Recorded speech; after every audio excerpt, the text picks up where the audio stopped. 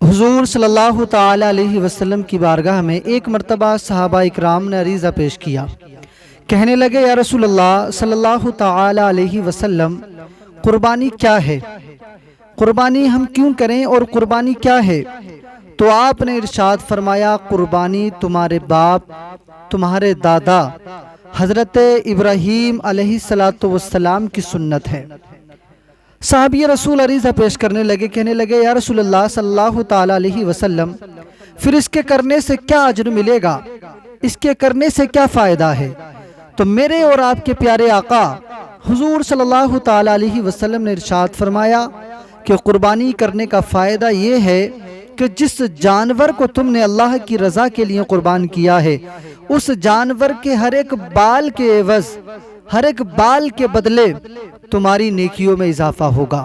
तुम्हें एक एक बाल के बदले नेकी दी जाएगी, क्योंकि जब जानवर को अल्लाह की रज़ा के लिए कुर्बान किया जाता है तो अभी उसका खून ज़मीन पर भी नहीं गिरता है, उससे पहले अल्लाह तबारक व ताला तुम्हारी इस कुर्बानी को कबूल कर लिया करता है।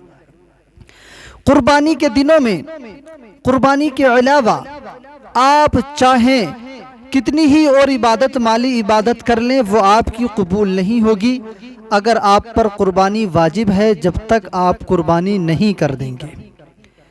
कुर्बानी आपने कर दी, उसके बाद में आप और इबादतें करें, अल्लाह करीम आपकी इबादतों को कबूल करेगा।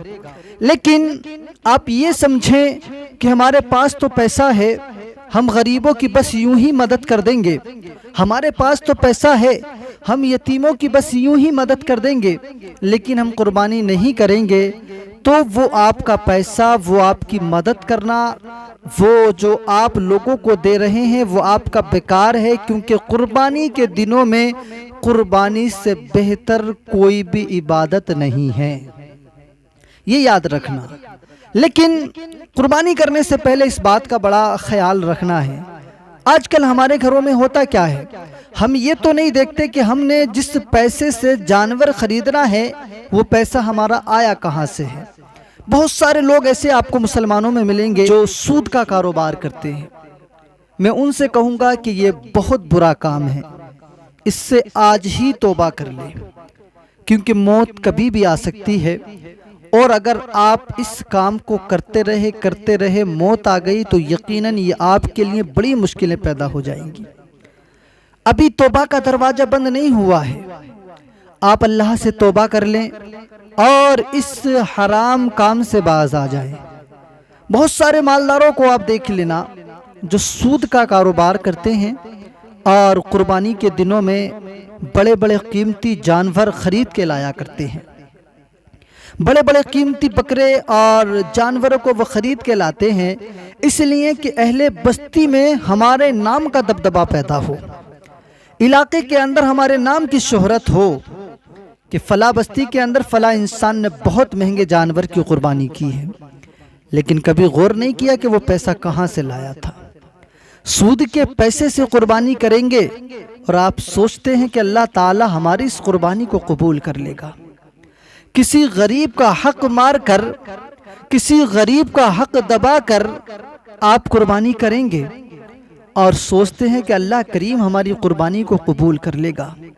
किसी हराम कारोबार में कारोबार करके, किसी हराम की दुकानदारी के कारोबार को आगे बढ़ाकर, मसलन शराब बेचकर, मसलन वो चीज बेचकर जो हमारे मजहब में जायज नहीं है, वहां से पैसा कमाकर आप कुर्बानी करेंगे। आप समझते हैं कि आपकी कुर्बानी को अल्लाह ताला कबूल कर लेगा?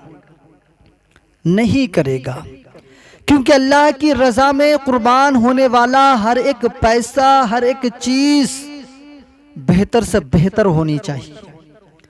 हम जब कुर्बानी का जानवर खरीदने के लिए निकलते हैं तो उससे पहले हमें ख्याल रखना चाहिए कि ये पैसा हमारा पाक होना चाहिए, ये पैसा हमारा अच्छा होना चाहिए, ये पैसा हमने किसी का दिल दुखाकर तो नहीं कमाया है, ये पैसा हमने किसी यतीम, किसी मिस्किन, किसी गरीब का हक मार करते तो नहीं कमाया है।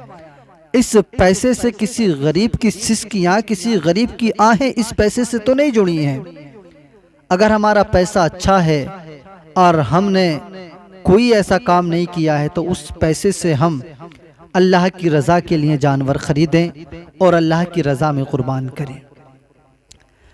और ये भी याद रखना, बाजार जाने से पहले आप इस बात को भी याद रख लेना, कई सारे लोगों के जहन में ये बात आती है कि हल्के से हल्का, सस्ते से सस्ता जानवर खरीद लिया जाए, कम पैसे का जानवर खरीद लिया जाए। क्यों जी? क्या आपको अल्लाह तबारक व तआला ने दौलत की फरावानी नहीं दी है? कि अल्लाह करीम ने आपको अमीर, आपको मालिक निसाब नहीं बनाया है? और जब आपको मालिक निसाब बनाया है तो 5-7 हज़ार 10,000 रुपए में आप पीछे क्यों हटते हैं? क्यों आप ये सोचते हैं कि 2-4 हज़ार रुपए का कोई ऐसा जानवर, 2-4 हज़ार रुपए का जिसमें हिस्सा हो रहा हो, ऐसा कोई सस्ता सा जानवर खरीद लिया जाए? ये अल्लाह की रज़ा है और अल्लाह की राह में वो चीज़ कुर्बान की जाती है जो हमें सबसे अजीज हो, जो हमें सबसे प्यारी हो। तुम ऐसा जानवर खरीद के लाए हो कि जो तुम्हें खुद को अच्छा नहीं लग रहा है और उम्मीद लगाए बैठे हो कि अल्लाह ताला को ये अच्छा लगेगा। जो हमें पसंद नहीं आ रहा है वो हमारे रब को पसंद आएगा। मेरे दोस्तों, ऐसा कभी ना करना। जाना, देखना, जो जानवर तुम्हारे मन को सबसे ज्यादा भा रहा हो, जो जानवर तुम्हें सबसे ज्यादा अच्छा लग रहा हो, उसको खरीदना। अगरचे और जानवरों के मुताबिक वो थोड़ा महंगा क्यों ना हो, लेकिन आपने उसी को खरीदना है। क्योंकि जो हमें अच्छा लग रहा है, जो हमारे दिल को अच्छा लग रहा है, यकीनन ये हमारे रब को भी अच्छा लगेगा, ये हमारे रब को भी पसंद आएगा। जानवर अच्छा और तंदुरुस्त देख करके खरीदना। और ये भी याद रख लेना, जानवर जब खरीद के आप ले आए अपने मकान पर, तो आजकल हमारे घरों का ये रिवाज बन गया कि हमारे घरों के अंदर ये ईद उल अज़हा के मौके पर भी हम अपने दोस्तों की एक ऐसी पार्टी सी जमा लिया करते हैं।